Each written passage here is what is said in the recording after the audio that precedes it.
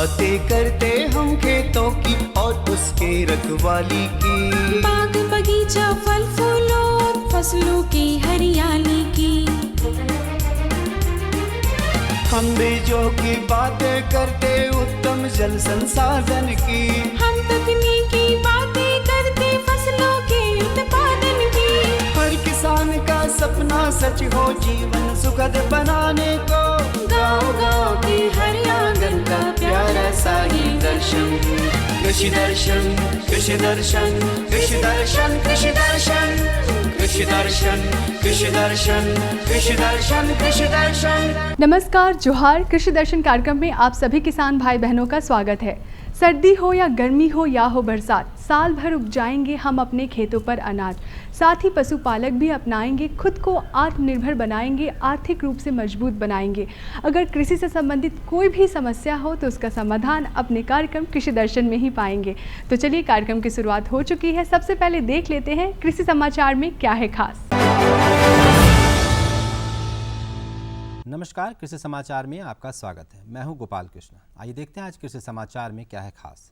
मत्स्य विभाग राज्य के मछली पालकों को देता है कई प्रकार की सुविधाएं। वर्तमान समय में लत्तेदार सब्जियों में नमी कम है तो तुरंत सिंचाई करें।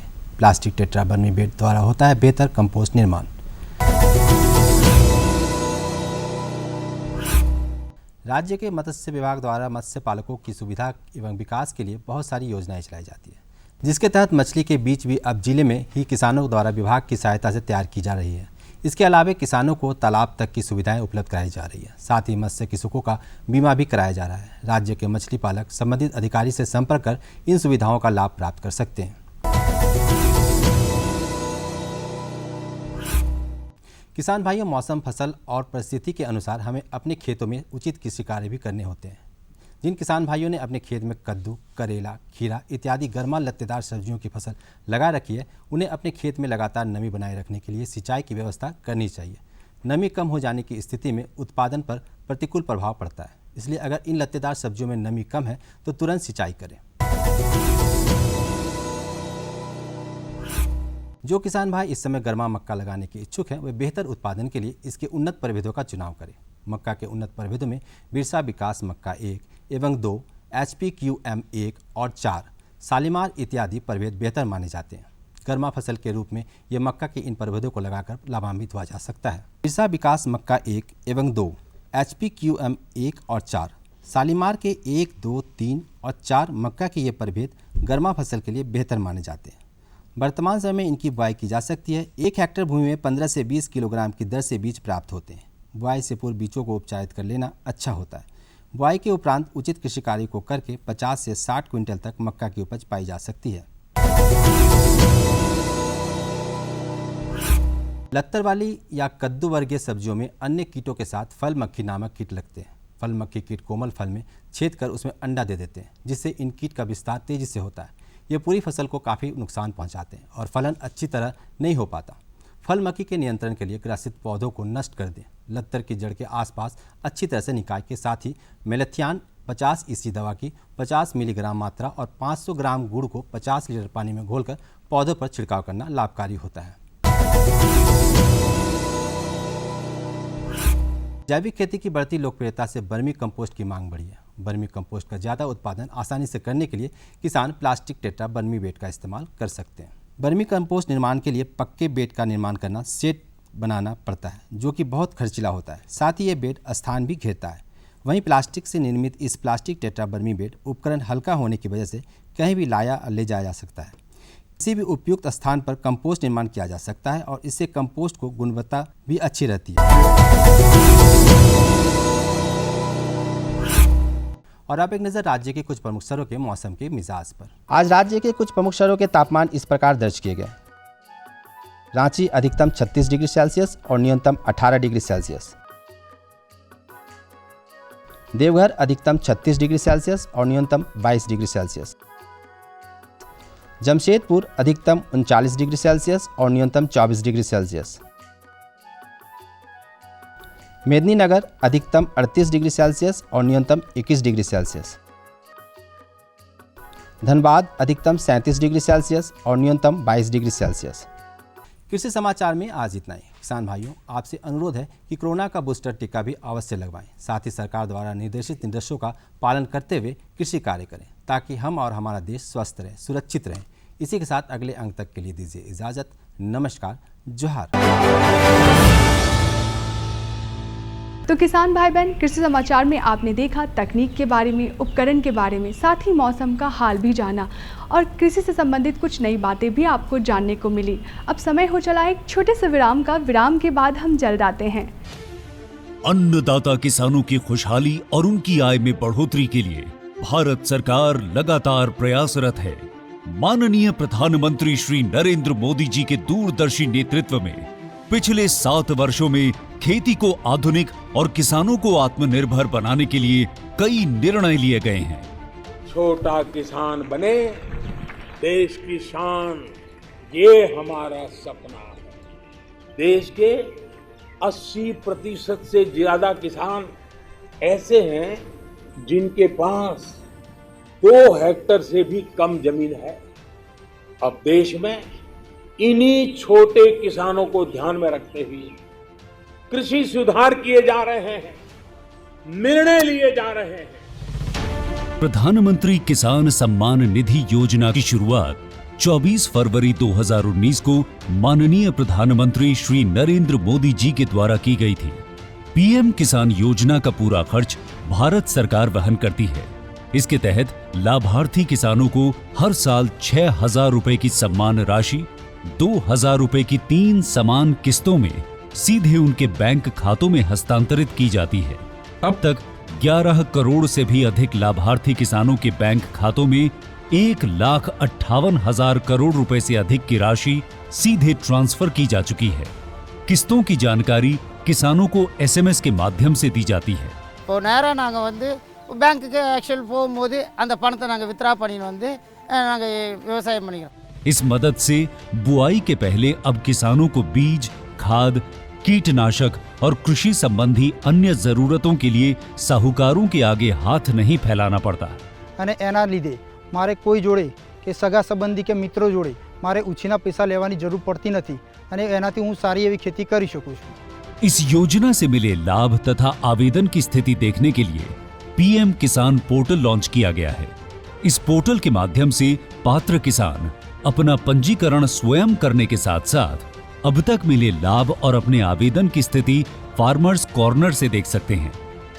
इस योजना का लाभ पात्र किसानों को ही मिल सके, इसके लिए इस प्रक्रिया को फूल प्रूफ बनाते हुए इसे आधार और इनकम टैक्स वेरिफिकेशन के साथ साथ फिजिकल वेरिफिकेशन से भी जोड़ा गया है। इसके अलावा किसानों की सुविधाओं और जानकारी के लिए पीएम किसान मोबाइल ऐप भी विकसित किया गया है। पीएम किसान सम्मान निधि योजना का लाभ देश के सभी राज्यों और केंद्र शासित प्रदेशों के किसानों को मिल रहा है। इसे हासिल करके हमारा किसान सबल और आत्मनिर्भर हो रहा है। इस स्कीम ने हमारा भारत सरकार ने हमारा किसान के लिए बहुत बड़ा सम्मान दिया है। इसीलिए हम भारत सरकार को, प्रधानमंत्री नरेंद्र मोदी जी को हम बहुत बहुत धन्यवाद देती हूँ। आत्मनिर्भर भारत की पहचान प्रगतिशील और समर्थ किसान। विराम के बाद आप सभी किसान भाई बहनों का स्वागत है। हमारे भारतीय कृषि में दलहनी फसलों को एक प्रमुख स्थान दिया गया है। हमारे बहुत ऐसे लोग हैं जो शाकाहारी भोजन करते हैं और शाकाहारी भोजन करने वालों के लोगों के लिए दलहनी फसलें एक प्रोटीन का काम करती है और अगर किसान भाई बहन दलहनी फसलों की खेती करें तो काफ़ी लाभान्वित भी होंगे। तो चलिए आज हम आपको जानकारी देंगे कि दलहनी फसलों के लिए खेत की तैयारी और उसके सही प्रभेद का चुनाव कैसे करें। चलिए देखते हैं फीचर और लेते हैं जानकारी। दलहनी फसलों को वैसे तो सभी प्रकार की मृदाओं में उगाया जा सकता है, परंतु अच्छी उपज के लिए समतल एवं अच्छी जल निकासी वाली बलुई दोमट मिट्टी उपयुक्त होती है। दलहनी फसलों की सफल खेती के लिए मृदा लवणीयता एवं क्षारीयता से मुक्त होनी चाहिए। दलहन की फसल की खेती के लिए ज़रूरी है कि खेत में जल निकासी की सही व्यवस्था हो, क्योंकि खेत में पानी भरने पर फसल को भारी नुकसान हो सकता है। इसी क्रम में हम आ चुके हैं बोकारो जिले के कृषि विज्ञान केंद्र पेटरवार में, जहां हम बात करेंगे वरीय वैज्ञानिक सह प्रधान डॉक्टर उदय कुमारी से। तो आइए हम इनसे बातें करते हैं। सर नमस्कार। नमस्कार, जोहार आप सभी को किसान भाई। जी सर, दलहनी फसलों की बात करें सर, दलहनी फसलों के लिए सर खेतों की तैयारी किस प्रकार करें सर? किसान भाई, अभी जैसा कि खरीफ फसल बोने का उपयुक्त समय भी आ गया है और झारखंड सहित पूरे बोकारो ज़िले में भी दलहनी फसल के लिए बहुत ही उपयुक्त ज़मीन है। और सभी हम लोग जानते हैं कि दलहनी फसलों के लिए हमेशा ऐसा ज़मीन का हम लोग चुनाव करते हैं जिसमें कि जल जमाव न हो, और क्योंकि पानी जमने से वो दलहनी फसलों को काफ़ी नुकसान होता है। इसीलिए किसान भाई, हम दलहनी फसल अभी खरीफ में लगाने के लिए वैसे ज़मीन का चुनाव करेंगे जो प्रायः टाण वाला ज़मीन होता है या ऊपरी ज़मीन जिसको बोलते हैं वहाँ, और वैसे ज़मीन जो हल्की एवं दोमट ज़मीन होती है, बलुआही ज़मीन जिसको हम लोग बोलते हैं, ऐसा ज़मीन होने से उसमें जमाव की भी व्यवस्था समस्या नहीं आती है और हम उचित जल निकास की व्यवस्था कर पाते हैं। तो ऐसा हम लोग टाण वाला ज़मीन या ऊपरी ज़मीन जिसको हम लोग बोलते हैं वो दलहनी, सभी तरह के दलहनी खरीफ फसलों के लिए प्रायः उपयुक्त होता है। इसलिए वैसा ही हम लोग प्रभेद का। मिट्टी का पीएच मान 5 से 8 के बीच होना चाहिए। मिट्टी जनित रोगों से बचाव के लिए एक ही खेत में लगातार कई सालों तक दाल नहीं उगानी चाहिए। बुआई करने से पहले खेत की एक बार गहरी जुताई कर 2 से 3 बार हैरा चलाकर मिट्टी को भुरभुरी कर लेना चाहिए। इसके बाद खेत बुआई के लिए तैयार हो जाता है। किसान भाई, अभी हम लोग खरीफ फसल में जो दलहनी झारखंड के लिए या बोकारो ज़िले के लिए हम लोग करते हैं, तो इसमें मुख्यतः अरहर फसल है, अरहर, मूंग, उड़द, और जब हम अगस्त लास्ट या सितंबर में हम लोग बुआई करते हैं तो उस ज़मीन में हम लोग कुल्थी का जो टाण ज़मीन होता है, ये 4 फसल जो हमारा झारखंड के लिए उपयुक्त दलहनी फसल है। जो हम लोग ऐसा है कि अलग अलग प्रभेदों का, अलग अलग फसलों का प्रभेद जो झारखंड के लिए अनुशंसित है किसान भाई, उसमें प्राय जो सबसे मुख्य फसल है वो अरहर है। और हम लोग प्राय जानते हैं कि अरहर लंबी अवधि की फसल है, इसलिए इसमें भी लंबी और मध्यम अवधि का प्रभेद है। इसलिए अगर हम मध्यम अवधि के लिए प्रभेद का चुनाव करते हैं तो प्राय हम लोग बिरसा अरहर 1 या उपास का चयन करते हैं, जो लगभग बिरसा अरहर 1 190 से लगभग 200 दिन में प्रायः कंप्लीट हो जाता है। लेकिन जो अच्छी उपज वाले, जो थोड़े से लंबी अवधि, जो लगभग 200-220 दिन में पककर तैयार होती है, जो उपयुक्त प्रभेद है, उसमें बहार, IPA 203, राजीव लोचन, ये मुख्य अरहर के प्रभेदों का चयन है। उसी प्रकार किसान भाई, हम लोग जब उड़द की बात करते हैं, जो बोकारो में काफ़ी अच्छे मात्रा में पूरे झारखंड में उड़द की फसल खेती की जाती है, तो उड़द में जो अनुशंसित है ये बिरसा उड़द 1, WBU 109 जिसको हम लोग सुलाता भी कहते हैं, और पंत उड़द 31, ये बहुत ही उपयुक्त अनुशंसित प्रभेद है। ये लगभग 75 से 80 दिन में पककर तैयार हो जाता है। और ये तीनों चारों प्रभेद जो बताया गया उड़द का, उसका एक औसतन उपज भी लगभग 12 से 15 क्विंटल प्रति हेक्टेयर के दर से प्राप्त होता है। उसी प्रकार जो हमारे एक और मुख्य फसल है मूंग, जो खरीफ में और गर्मा दोनों में हम लोग प्रायः लगाते हैं, तो जो खरीफ मूंग के लिए अनुशंसित प्रभेद है HUM हम 16, HUM 12, IPM 2-3, IPM 2-3 जिसको हम लोग बोलते हैं। और ये प्रभेद लगभग 60 से 65 दिन में, जो बहुत IPM 2-3 जो प्रभेद है, बहुत ही सबसे कम अवधि में पककर तैयार होने वाली फसल मूंग में, जो 55 से 60 दिन में तैयार होती है। अन्य प्रभेद लगभग 60 से 65 दिन में पककर तैयार होता है, और वो लगभग 10 से 12, और अच्छा अगर प्रबंधन से करें तो हम लोग 12 से 15 क्विंटल प्रति हेक्टेयर की दर से भी अच्छी उपज प्राप्त कर सकते हैं। उसी तरह एक अन्य जो हम लोग खरीफ के अंत में फसल लगाते हैं, जिसको हम लोग आकस्मिक फसल भी कहते हैं, जिसका नाम कुल्थी है, और झारखंड के किसान भाई सभी प्राय इससे हम लोग परिचित हैं। तो कुल्थी भी एक अच्छी फसल है जो टाण में हम लोग लगाते हैं ऊपरी ज़मीन में। इसके जो अनुशंसित प्रभेद है, बिरसा कुल्थी 1 है, VLG जो नए अनुशंसित प्रभेद अभी आए हैं जिसकी बहुत ही अच्छा उपज होता है, वो इंदिरा कुल्थी 1, VLG 19, और ये दोनों लगभग 95 से 100 दिन में पककर तैयार होता है, और इनका लगभग औसतन उपज 8 से 10 क्विंटल प्राप्त हो जाता है, 8 से 10 क्विंटल प्रति हेक्टेयर। दलहनी फसलों की किस्मों का चुनाव क्षेत्रीय अनुकूलता एवं बिजाई के समय को ध्यान में रखकर किया जाना चाहिए, ताकि इनकी उत्पादन क्षमता का लाभ लिया जा सके। विशेषज्ञ कहते हैं कि अच्छी उपज के लिए उन्नत किस्मों का चयन बेहद ज़रूरी होता है। वैसे तो बाज़ार में पहले से कई अच्छी किस्में उपलब्ध हैं, लेकिन इसके साथ ही बिरसा कृषि विश्वविद्यालय ने भी कई उन्नत किस्में तैयार की हैं। जो हम लोग दलहनी फसलों में बीज उपचार मुख्य है, जो हम लोग जैविक खाद से जो करते हैं, जैविक खाद का प्रयोग करते हैं, जिसका नाम राइजोबियम कल्चर है। ये राइजोबियम कल्चर बहुत ही कम लागत का और बहुत ही अच्छा उपज वृद्धि करने का एक कारण होता है। और जो संक्षिप्त में बताएं कि जो हम राइजोबियम कल्चर से जब हम व्यवहार करते हैं तो 15 से 20% हमारा उपज में वृद्धि होता है और लगभग 40 से 50 किलो नाइट्रोजन प्रति हेक्टेयर प्रति वर्ष की दर से हमारा बचत होता है। जबकि लागत इसमें मुश्किल से हमारा लगभग एक पैकेट का दाम 25 रुपया आज के डेट में है। 2 पैकेट का यूज प्रति एकड़ की करते हैं तो 50 रुपया खर्च पड़ता है। तो किसान भाई, हम लोग कोई भी दलहनी फसलों का करते हैं तो दलहनी फसल लगाने से पहले राइजोबियम कल्चर का व्यवहार अवश्य रूप से करें। बुआई के समय खेत में सही नमी का होना बहुत ज़रूरी होता है। कृषि जानकार कहते हैं कि दालों की उपज अन्य फसलों के मुकाबले काफ़ी कम है। इसके प्रायः कई कारण हैं, जैसे कि अच्छी किस्मों की कमी, कीटों व बीमारियों का प्रकोप आदि। उपज कम होने का एक कारण यह भी है कि इन्हें प्रायः अनाज के साथ मिश्रित ढंग से लगाया जाता है। रासायनिक खादें, विशेषकर नाइट्रोजन खादें, अनाज की आवश्यकता के अनुसार ही डाली जाती हैं, जो कि अनाज के लिए तो लाभदायक है, परंतु दालों की उपज के लिए हानिकारक साबित होती है। तो अभी आपने देखा दलहनी फसलों के लिए खेत की तैयारी कैसे करें और उसके सही प्रभेद का चुनाव कैसे करें। तो चलिए कार्यक्रम में बढ़ते हैं आगे और आपको देते हैं अपनी दूसरी जानकारी। गर्मी के मौसम के बाद बरसात का मौसम आता है, तो जो भी हमारे किसान भाई बहन हैं जो सब्जियों की खेती करते हैं, आज उनके लिए ये जानकारी है कि बरसात के मौसम में फ्रेंच बीन की खेती कैसे करें। चलिए मिलते हैं विशेषज्ञ से और लेते हैं जानकारी। अगर हम अपने झारखंड की बात करते हैं तो सब्जी उत्पादन के क्षेत्र में पूरे देश में झारखंड की कुछ अलग ही पहचान है। इसी कड़ी में वहाँ पहुँचे हैं बोकारो जिला के कृषि विज्ञान केंद्र में। हमारे साथ यहाँ के विशेषज्ञ हैं। आइए उनसे हम जानते हैं कि बरसात में फ्रेंच बीन की खेती किस तरीके से की जाए, सिंचाई व्यवस्था कैसी हो, उर्वरक प्रबंधन किस तरीके से हो, बीजोपचार किस तरीके से हो, लगाने की विधि क्या हो। आइए हम विशेषज्ञ से जानते हैं। तो सबसे पहले हम लोग को क्या करना है कि किसान भाइयों से मेरा ये आग्रह होगा कि वो खेत की तैयारी करें। खेत की तैयारी करने से पहले सबसे पहले वो देसी हल से 2 से 3 अच्छी जुताई कर लें। अच्छी जुताई करने के बाद उसको 2-4-5 दिन के लिए छोड़ देते हैं। 2-4-5 दिन के लिए हम उसको छोड़ देते हैं, जिससे धूप लगता है।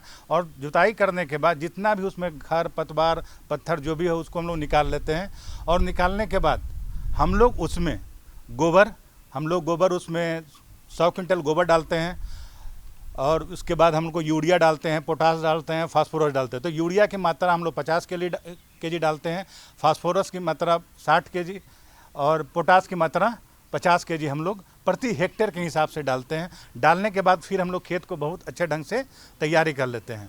खेत की जब तैयारी हम लोग अच्छे ढंग से कर लेते हैं, तब हम लोग को उसमें क्या करना है, झोरा टानना होता है और पौधा को मतलब बीज लगाने का कार्यक्रम हम लोग करते हैं।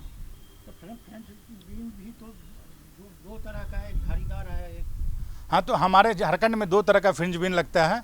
एक झाड़ीदार होता है और एक लत्तीदार होता है। कतार से कतार की दूरी होती है, हम लोग 40 से 45 सेंटीमीटर रखते हैं। और एक पौधे से दूसरे पौधे की दूरी हम लोग 10 सेंटीमीटर रखते हैं। वहीं अगर हम लोग लत्तीदार किस्म की बात करते हैं तो लत्तीदार किस्म जो हम लोग लगाते हैं, किसान भाई जो लगाते हैं, तो उसकी दूरी है जो हम लोग 75 सेंटीमीटर से 1 मीटर तक रखते हैं। और पौधे से पौधे की दूरी 15 सेंटीमीटर रखते हैं। और लगाने का समय क्या होता है? देखिए, हम लोग जो 2 समय में हम लोग उसको लगाते हैं। जैसे बरसाती जो अभी है वो सही समय चल रहा, मई और जून में इसके लगाने का सबसे उपयुक्त टाइम है। और किसान अगर जल्दी लगाते हैं, मई जून में अगर जल्दी लगाते हैं तो उनको बाजार में उनका फसल सब पहले जाता है, जिससे उनकी आय बढ़ सकती है और अच्छा रेट भी मिल जाता है किसान को। इसलिए हम लोग किसान को बोलते हैं जल्दी से अपनी खेती करें और अच्छा से अच्छा आय फ्रेंच बीन लगा सकते हैं। और एक ठंडे में जो हम लोग लगाते हैं वो सितंबर अक्टूबर के महीने में हम लोग फ्रेंच बीन को लगाते हैं। लेकिन अभी इसका बीजोपचार करना भी जरूरी है। हाँ, बीज का उपचार हम लोग जैसे अगर मेरे पास है बीज का जो उपचार करते हैं हम लोग थीरम से, जीरम से, कैप्टन से या बेविस्टिन से हम लोग बीज का उपचार करते हैं। और जो सीड रेट है, बीज जो दर है वो अलग अलग है। झाड़ी नुमा जो है उसका अलग है और जो लत्तीदार है उसका अलग है। तो झाड़ी नुमा जो बीन्स है उसका हम लोग 75 केजी प्रति हेक्टेयर लगता है। और जो लत्तीदार जो बीज है हम लोग को 25 से 30 केजी प्रति हेक्टेयर लगता है। लेकिन अगर हम उर्वरक की बात करें, जब हम लगा दें तो उर्वरक का क्या प्रबंधन करें?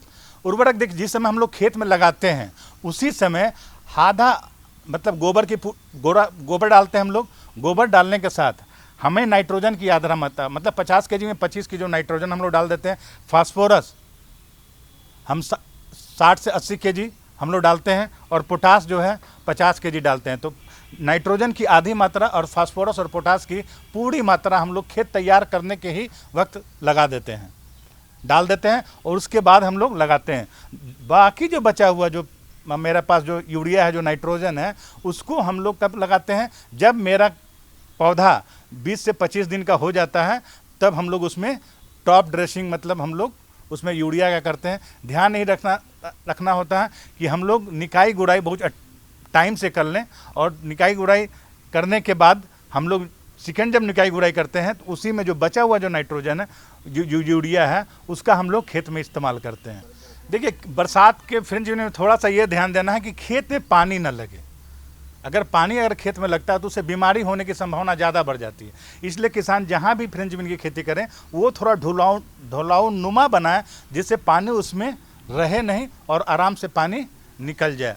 दूसरा देखभाल में क्या है, सही समय से निकाई और कोड़ाई होना चाहिए। अगर निकाई और कोड़ाई सही समय से नहीं होगा तो खरपतवार बहुत ज़्यादा बढ़ जाता है, जिससे हमारा उपज प्रभावित हो जाता है, जिससे हमारे कीटों की संख्या हमारे खेत में ज़्यादा बढ़ जाता है, जिससे हम लोग को नुकसान होता है। तो कीट व्याधि से कैसे बचाएं? कीट व्याधि में देखिए 2-3 ही तरह का इसमें कीड़ा लगता है। पहला एक बोरर लगता है जो फल छेदक होता है, और दूसरा रस चूसने वाली कीड़ा लगता है। तो रस चूसने वाले कीड़ा के लिए हम जो इस्तेमाल करते हैं वो लांसर गोल्ड करके एक दवा आता है, यूपीएल का लांसर गोल्ड इस्तेमाल कर सकते हैं, बहुत अच्छा है। एसीफेट का इस्तेमाल कर सकते हैं। और जो मेरा बोरर है, फल छेदक है, उस फल छेदक के लिए हम लोग इमिडाक्लोरोपिड का इस्तेमाल कर सकते हैं, बहुत अच्छी दवा है। और अगर इमिडाक्लोरोपिड है तो कोराजोन का भी हम लोग काटाप हाइड्रोक्लोराइड उसके अंदर है, हम कोराजोन का इस्तेमाल कर सकते हैं। हम लोग को सबसे बड़ा जो देखभाल है वो है, हम जो बीज लगाते हैं, अगर उसमें मोटिलिटी कुछ बीज मर गया है तो हमको गैप फिलिंग करना चाहिए। पहला देखभाल में ये कि अगर पौधा मर गया है तो हमको उस जगह पे दूसरा बीज लगा दें। दूसरा कि समय से निकाई गोड़ाई होनी चाहिए।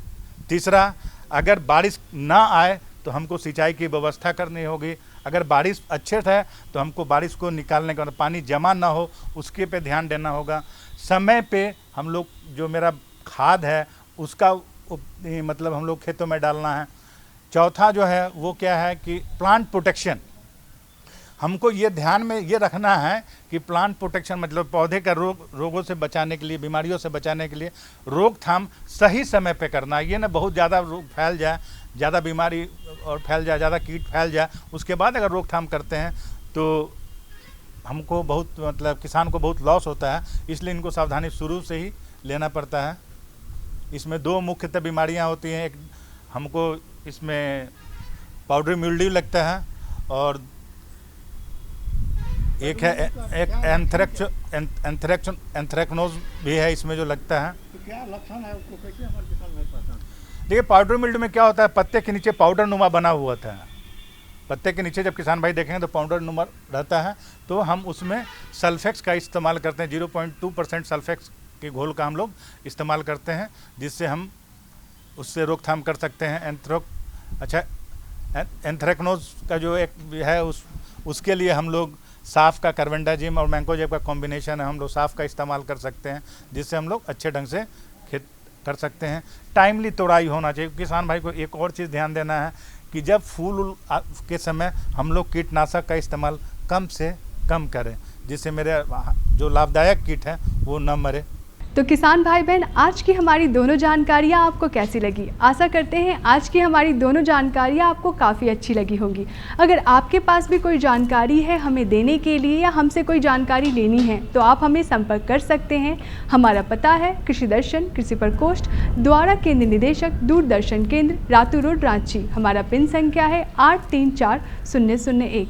और जाते जाते एक और बहुत ज़रूरी बात, अभी कोरोना काल का समय चल रहा है, तो कोरोना काल के समय में आप 2 गज की दूरी, मास्क है ज़रूरी, इस बात को ना भूलें।